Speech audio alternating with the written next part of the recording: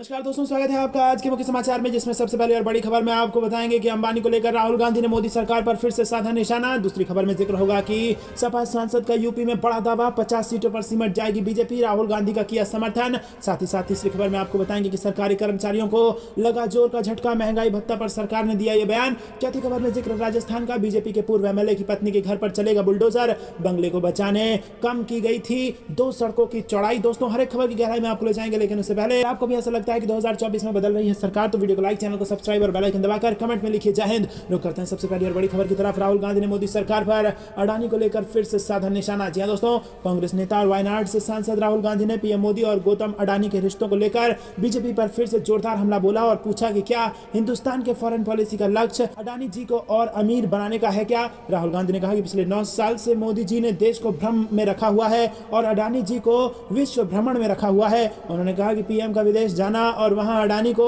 नई business deal मिलना कोई संयोग नहीं। इसके साथ ही राहुल ने आरोप लगाया कि मोडानी ने भारत की फॉरेन पॉलिसी को फॉरेन डील पॉलिसी बना दिया है। जी हां दोस्तों, यहां पर मोडानी शब्द का इस्तेमाल किया है राहुल गांधी ने कहा कि मेरे द्वारा संसद में फॉरेन पॉलिसी को लेकर पूछे गए सवाल का भी सरकार ने कोई जवाब नहीं दिया। राहुल गांधी ने अपने सवाल फिर से दोहराते हुए कहा कि उम्मीद है कि इस बार देशवासियों को सारे सवालों के जवाब मिल जाएंगे। रुक करते हैं अगली ब्रेकिंग न्यूज की तरफ। उत्तर प्रदेश में सपा सांसद का बड़ा दावा, कहा 50 सीटों पर सिमट जाएगी बीजेपी, राहुल गांधी का कर दिया समर्थन। जी हां दोस्तों, उत्तर प्रदेश के संभल से समाजवादी पार्टी के सांसद डॉक्टर शफीकुर रहमान बर्क ने कांग्रेस नेता राहुल गांधी का समर्थन करते हुए बीजेपी सरकार पर निशाना साधा है और उन्होंने कहा है कि सरकार राहुल गांधी को संतुष्ट करे। देश में अल्पसंख्यकों के साथ जुल्म हो रहा है, ये लोग हिंदू मुस्लिम के नाम पर सरकार चला रहे हैं और मुसलमानों पर जुल्म कर रहे हैं। सपा सांसद ने दावा किया कि 2024 के लोकसभा चुनाव के लिए पूरा विपक्ष एकजुट हो रहा है और अब देखना है कि बीजेपी 50 सीटों पर सिमट जाएगी। उन्होंने कहा कि किसी भी मुद्दे पर कानून के मुताबिक कार्रवाई हो, लाठी या बुलडोजर चलने से काम नहीं चलेगा।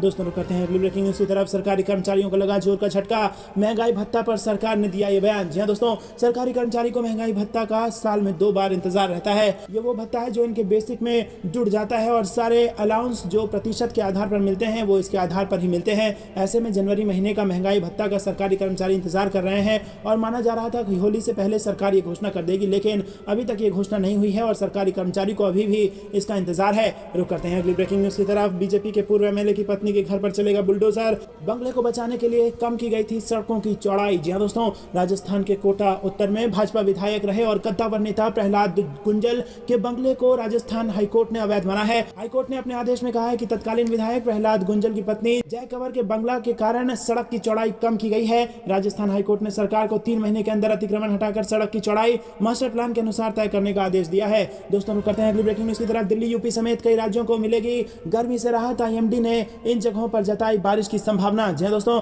देश के ज्यादातर राज्यों को मार्च महीने में ही गर्मी का सामना करना पड़ रहा है। राष्ट्रीय राजधानी दिल्ली में गर्मी के तेवर सोमवार को भी तीखे रहे। सोमवार को अधिकतम तापमान सामान्य से 4 डिग्री तक रहा और कुछ इलाके में पारा 35 डिग्री पार चला गया। वहीं मौसम विभाग ने बताया कि पश्चिमी विक्षोभ के चलते आज हिमालयी क्षेत्र में गरज के साथ हल्की बारिश हो सकती है। दिल्ली में गर्मी के तेवर सोमवार की तरह आज भी देखने को मिल सकते हैं। और करते हैं अगली ब्रेकिंग न्यूज की तरफ। देश को पढ़े लिखे प्रधानमंत्री की जरूरत, कोरोना के बहाने भोपाल में केजरीवाल ने पीएम मोदी पर साधा निशाना। जी हां दोस्तों, आपको बता दें कि दिल्ली के मुख्यमंत्री और आम आदमी पार्टी के राष्ट्रीय संयोजक अब अपनी पार्टी के राष्ट्रीय विस्तार के लिए अभियान चला रहे हैं। वहीं इसके लिए वो चुनावी राज्यों का दौरा करके रैलियां और जनसभा कर रहे हैं और इस दौरान वो जनता से आगामी चुनाव में आम आदमी पार्टी को वोट करने की अपील कर रहे हैं। रैलियों में वो कई वादे कर रहे हैं जो उनकी सरकार आने पर पूरे किए जाएंगे। वहीं दोस्तों, मंगलवार 14 मार्च को भोपाल में एक जनसभा को संबोधित करते हुए भी उन्होंने राज्य में आम आदमी पार्टी की सरकार बनाने की अपील की। भोपाल में एक जनसभा को संबोधित करते हुए उन्होंने कहा कि गुजरात में हम शेर की मानद में घुस गए और इस बार 14% वोट आए। उन्होंने कहा कि केजरीवाल पर कीचड़ फेंको,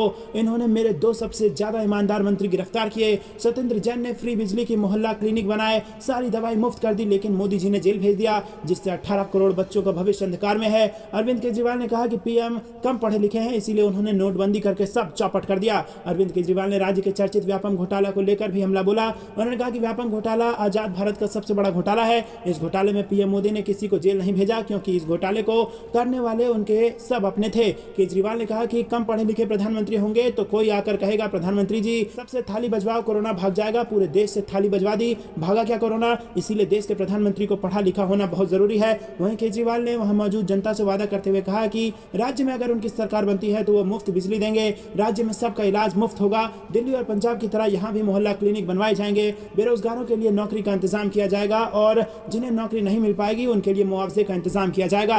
रुक करते हैं ब्रेकिंग न्यूज की तरफ, जो कि महाराष्ट्र आ रही है। कृषि मंत्री के किसानों पर दिए गए बयान ने बढ़ाई शिंदे सरकार की मुश्किलें, विपक्षी दलों ने मांगा इस्तीफा। जी हां दोस्तों, आपको बता दें कि महाराष्ट्र के कृषि मंत्री अब्दुल सत्तार के बयान पर बवाल हो गया है। शिंदे सरकार के मंत्री ने कहा है कि किसानों का आत्महत्या करना कोई नई बात नहीं है और ऐसी घटनाएं कई वर्षों से हो रही हैं। उनके इस बयान को लेकर विपक्षी पार्टियों ने जोरदार हमला बोला है। वहीं दोस्तों, विपक्षी दल अब्दुल सत्तार की इस्तीफे की मांग कर रहे हैं और इतना ही नहीं, इस मांग को लेकर विपक्षी पार्टियों ने मंगलवार को विधान भवन के बाहर प्रदर्शन भी किया। वहीं कांग्रेस ने केंद्र सरकार और महाराष्ट्र सरकार को किसान विरोधी बताया है। इस मुद्दे को लेकर महाराष्ट्र कांग्रेस के नेता नाना पटोले ने केंद्र और राज्य सरकार पर निशाना साधा और कहा कि केंद्र सरकार हो या महाराष्ट्र सरकार, दोनों ही किसान विरोधी है।